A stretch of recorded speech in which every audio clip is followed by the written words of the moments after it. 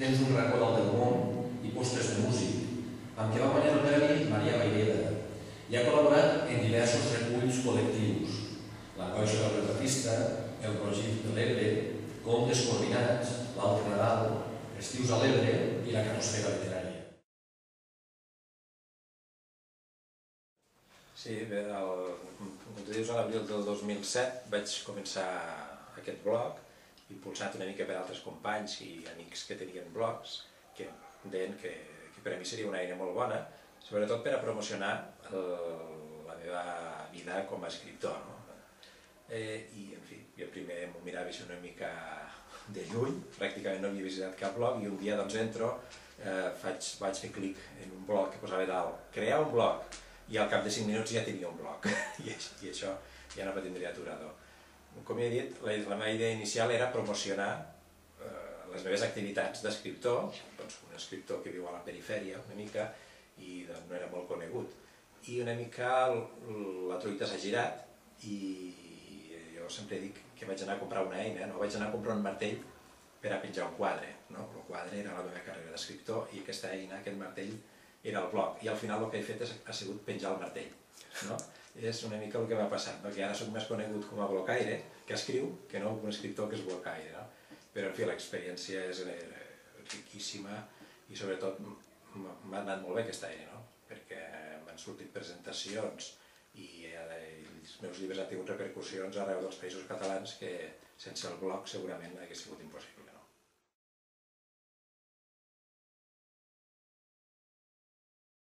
Sense dubte, perquè almenys jo ho estic vivint en la meva pròpia experiència.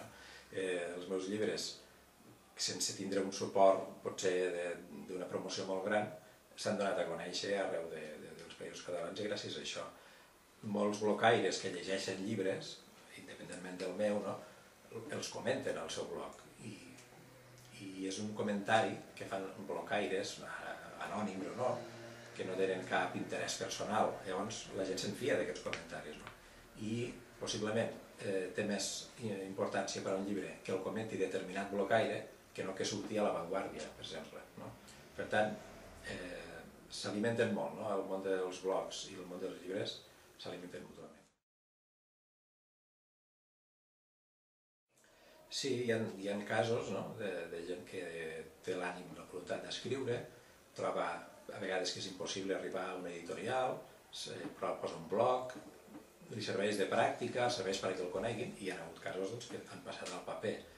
I aquest és un món que estem pràcticament en terreny desconegut una mica, i estem una mica descobrint nous mitjans i nous mètodes i noves formes sobre la marxa, i estem en un món màgic ara en aquest moment, que el que sigui més hàbil per a moure's és el que tindrà èxit.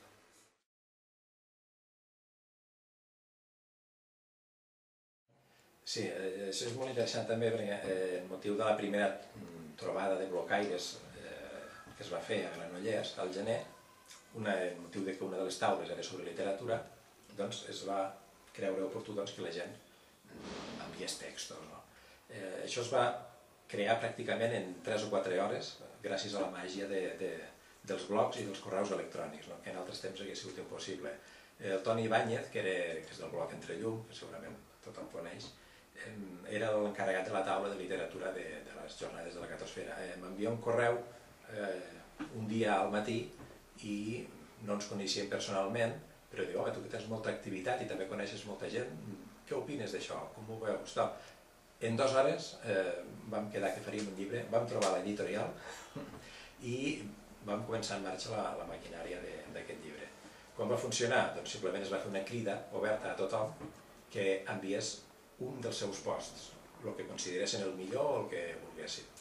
Al final se van rebre 135 posts de 135 blogs i d'aquests 135 que van enviar a la gent lliurement se'n van escollir 100, triant una mica uns criteris una mica de qualitat.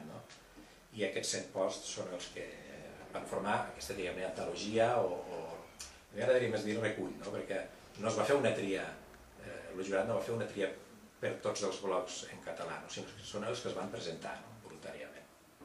I aquest ha sigut el primer llibre que, per cert, penso que ha tingut almenys bastant ressò, no? I bastant èxit, em penso.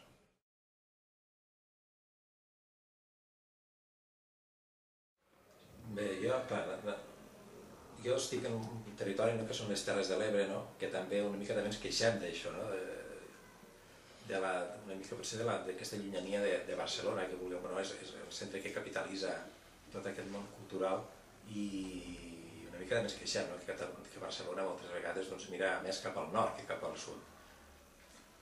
Jo la meva visió, clar, tinc autors, per exemple, com la Isabel Clara Simó o el Ferran Torrent, per exemple, que segurament estan entre els top 10 dels autors en català que més venen, amb tota seguretat, i que tenen més presència mediàtica també, a Catalunya i arreu dels països catalans.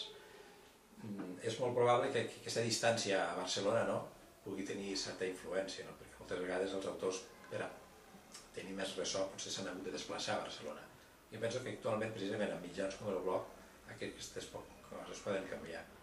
I jo penso que jo animo a tothom, a tots els autors, siguin de València, de les Illes o de la Franja, d'on sigui, que el que s'ha de fer és lluitar, lluitar, lluitar, lluitar.